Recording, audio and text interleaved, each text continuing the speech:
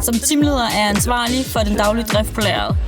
Helt konkret går mit arbejde ud på at planlægge og tilrettelægge arbejdsplaner og opgaver, så vi altid har de rigtige ressourcer til de rigtige opgaver.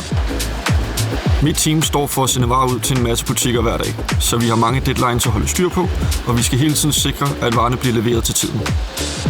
2 dage er sjældent ens på lageret, hvor vi modtager videre og sender varer fra hele verden. Og i et dynamisk marked med skiftende kundebehov, så skal vi altid handle hurtigt, effektivt og med rigtig god struktur.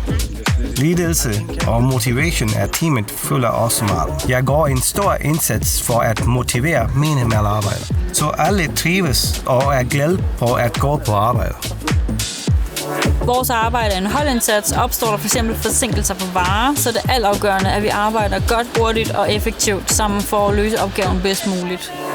Det bedste ved mit job, det er helt klart at kontakten med medarbejderne, at man kan hjælpe dem, når der er brug for det, og være der for dem og være et rigtig godt forbillede. Det lykkes ved mit job med alle udfordringerne, der er, når de bliver klaret, og vi klarer det sammen i fællesskab som team, så vi sådan går hjem på dagen og så tænker, okay, vi klarede det her. Mega fedt.